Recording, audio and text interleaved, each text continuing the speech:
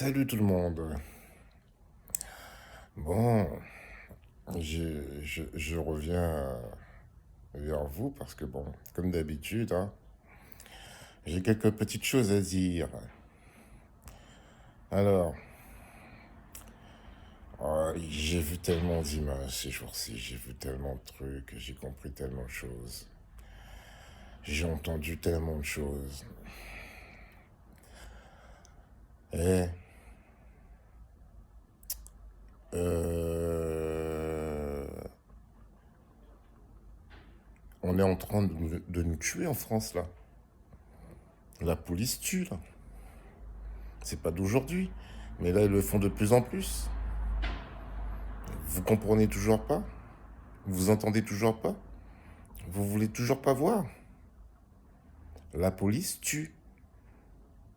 Il nous tue. Nous, si on parle de... on nous fait passer un procès direct, en prison directe, ou des amendes, ou on est bloqué sur les réseaux sociaux et compagnie. Eux, ils parlent pas.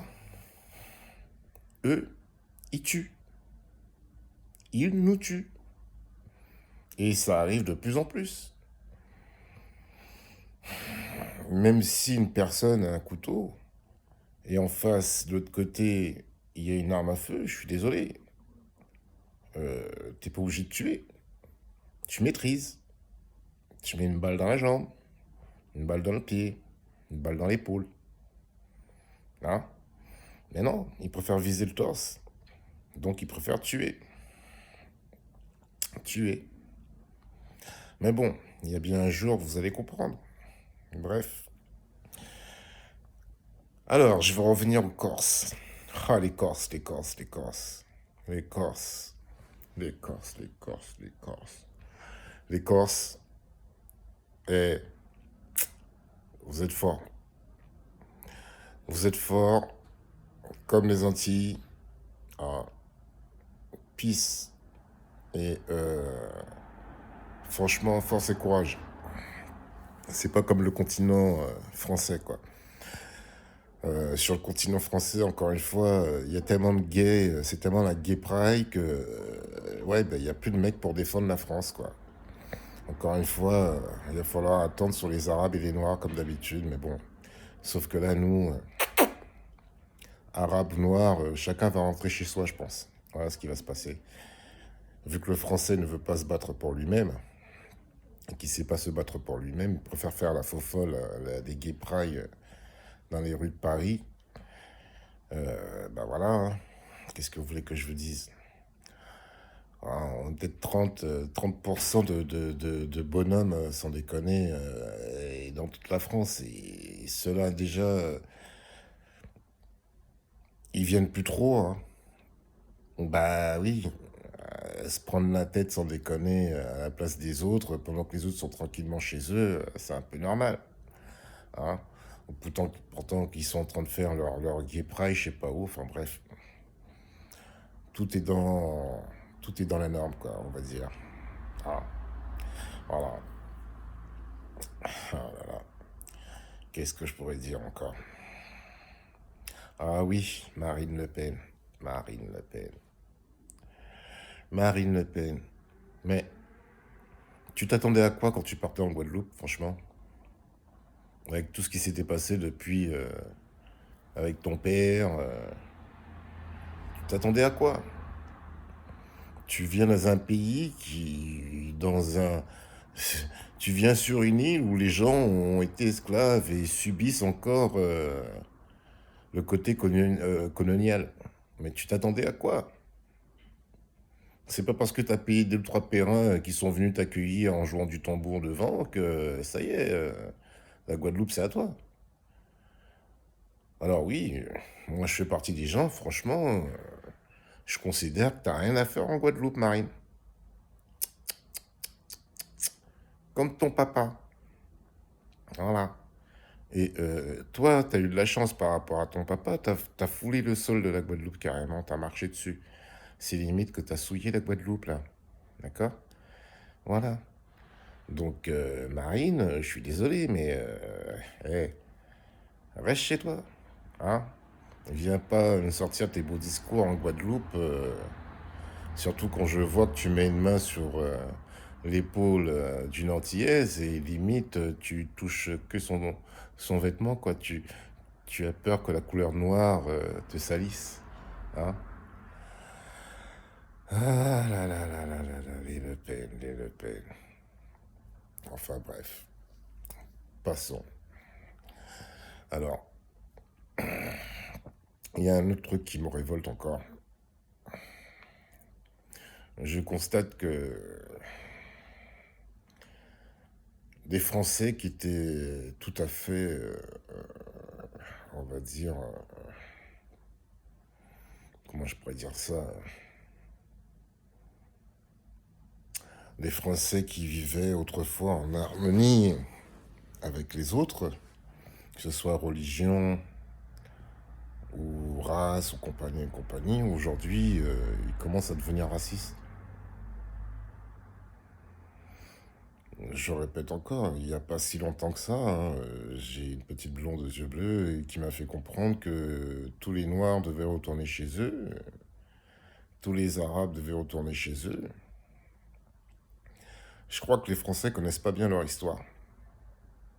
Ouais, il y a une bonne partie des Français qui connaissent pas bien leur histoire. Parce que s'ils connaissaient vraiment leur histoire, ils parleraient pas comme ça. Mais en même temps, c'est un peu normal. Les médias vous montrent tellement, hein. Vous avalez tout ce que les médias vous disent à la télé. Et qu'alors, enfin, moi, depuis que je suis né, hein, j'ai toujours su que les médias mentaient. Donc, hormis écouter les mensonges et aimer les mensonges des autres, je ne comprends pas là. Dites-vous bien que si tous les immigrés devaient retourner chez eux, hein, et s'ils devaient tout récupérer, ce qui leur appartient au millimètre, au centimètre, comme vous voulez, au micromètre de toutes les matières premières que la France a récupérées chez eux, la France s'écroule. D'accord? Hein? La France s'écroule. Imaginez-vous si et les gens, même dans les bâtiments, ils cassent tous les murs pour récupérer chaque morceau de ferraille. Je vous dis que la France s'écroule. Vous n'auriez plus de métro, vous n'auriez plus de voiture, vous n'auriez plus rien pour mener la belle vie que vous menez au jour d'aujourd'hui. Et encore si on peut appeler ça une belle vie. Hein? Donc c'est bien beau de cracher sur les autres, mais si ces gens-là viennent, c'est parce que l'État français a été chez eux et s'est servi chez eux, sans rien leur laisser. Et venez pas me dire que la France a acheté, c'est pas vrai ça. Il faut arrêter les conneries. Si la France achetait toutes les matières premières qu'elle prenait en Afrique, là, les Africains ne seraient pas dans l'état où ils sont au jour d'aujourd'hui. Donc voilà. Le français, il oublie une chose. C'est comme pour l'Ukraine. Jamais l'Ukraine, ils se sont dit comme quoi qu'un jour, ils vont subir une guerre et qu'ils vont se retrouver comme des réfugiés politiques dans d'autres pays, quoi. Eh ben, français, cela peut arriver en France aussi. Ouais. Mais je crains une chose, c'est que le jour que ça va arriver en France, eh ben, tout ce que la France a fait, tout ce que l'État français a fait, hein, pour empêcher les migrants de venir, entre autres, couler des bateaux par moment, hein, ben, la France va subir la même chose. Les autres pays vont fermer leurs frontières et la France ne pourra pas se déplacer dans les autres pays du monde. Donc le français sera livré à lui-même et le français, il vivra avec très peu, quoi. Ça va être Astérix et les Gaulois, hein. Du sanglier et des pommes de terre. Un peu de chou-fleur de temps en temps, concombre, des trucs comme ça, quoi. Mais voilà. Mais il n'y aura plus de pétrole, il n'y aura plus d'électricité, il n'y aura plus de gaz. Le blé, on peut peut-être en faire encore une fois, mais s'il n'y a plus de machine, il n'y a plus rien, je sais pas comment ça va se faire. Peut-être comme dans la petite maison dans la prairie, comme autrefois. Mhm. Enfin bref. Essayez de réfléchir à ce que vous dites des fois, à ce que vous faites des fois. Passez votre langue, tournez votre langue 7 fois dans votre bouche avant de parler des fois. Je pense que c'est mieux. Ah, voilà. C'était Capitaine Pat au repos aujourd'hui, tranquillement. Je vous souhaite une bonne journée à tous et à plus tard.